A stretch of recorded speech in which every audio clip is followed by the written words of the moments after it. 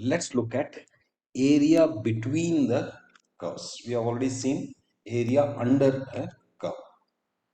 So let's try to parameterize it as much as possible. So A is equal to slider from -5 to 5 in steps of 1. Okay. Similarly, B is equal to slider from -5 to 5 in steps of 1. Now, there's no point in having it as 0 to 0. So let's say 0 to 2 now. Or let's say 0 to 1. Now, let's also have, um, let's actually display it visually. So x equal to A and x equal to B. These are the two boundaries or x interval, you can say, within which we are interested. Now, let's define functions.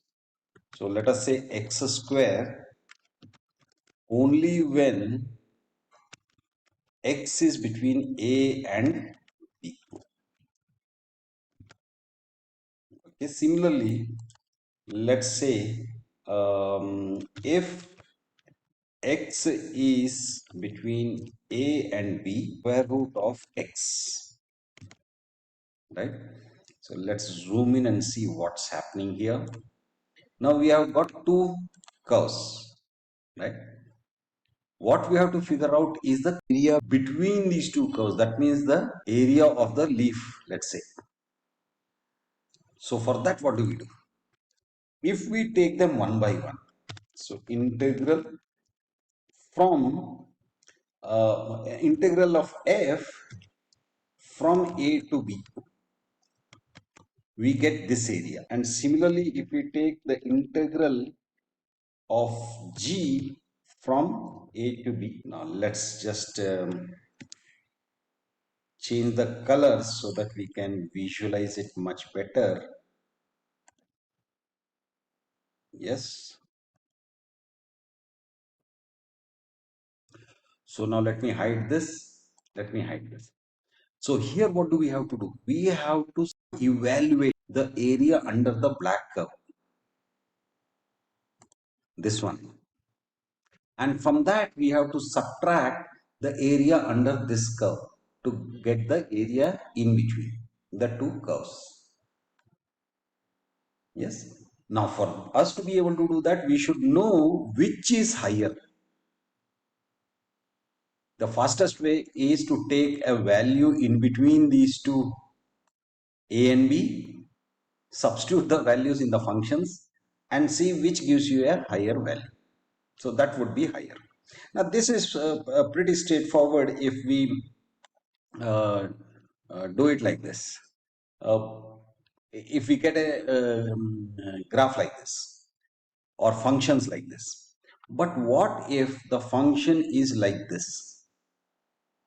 Now this is going to be a little bit trickier, isn't it?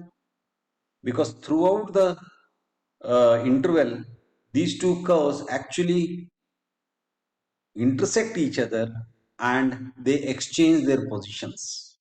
So black curve is a higher one between 0 and 1, but after 1 it becomes a smaller function. So which means our interval of 0 to 2, we have to split it into two parts. So our intervals will become 0 to 1 and 1 to 2.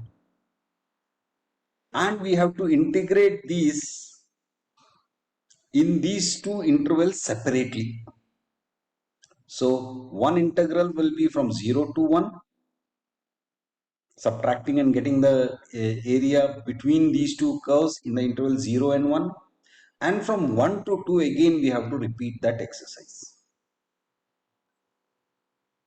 So that way we will be able to figure out the area between these two curves here and area between these two curves here, and then we add them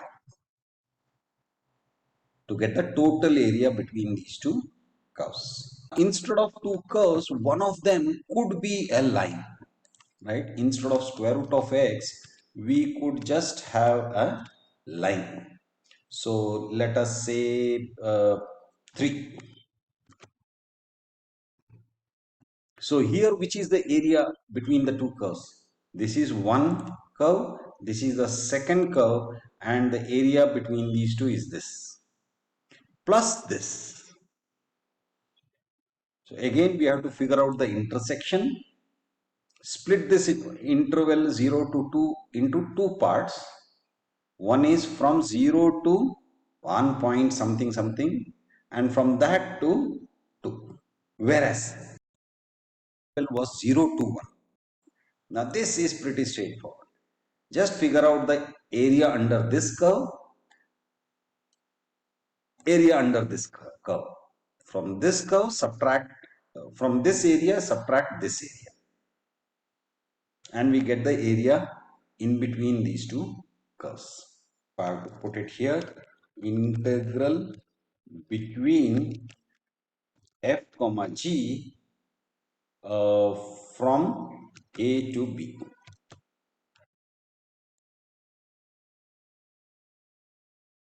Ideally, minus should not come. That means I have written it in the wrong order. Our g is this, which is a higher function. So I should have said g comma f, so that I get a positive area. Otherwise, also in case of intersections and all that, if minus plus exchange values, our total may differ. So that is why you need to be careful about figuring out which function is higher and do the subtractions properly.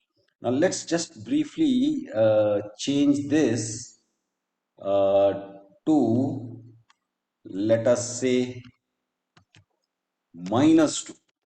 Then what happens? See, there were we were subtracting. Here we have to do addition. We have to figure out the area under this curve and add the area under this curve. Again, now this has become a lower function. So which means the order of this should be f and g. Okay, let's just briefly change this function and see. So let us say 1 by x, right? So this is 1 by x in the interval 0 to 1. And let's say the second one is, let's say 4 sine of x. So the area between the curves would be, now this would be problematic. Yes. And I can say that even without looking at this question mark, primarily because 1 by x at x equal to 0 is undefined. It goes to infinity. Yes. So the only thing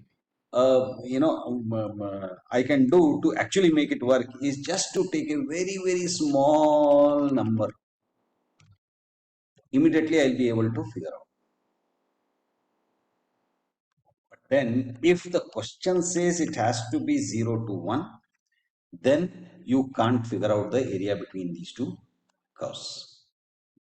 So now, what other things that we can do? We can change it from 1 to 2. Yes. Again, here the black function, that is g, is higher. So here g should be first. Or in other words, you have to figure out area under the curve of g, area under the curve of the brown one. Then from this, you have to subtract this. So you have to subtract it in the correct order to get the proper area. Okay, I think you got the idea. That's it. Bye.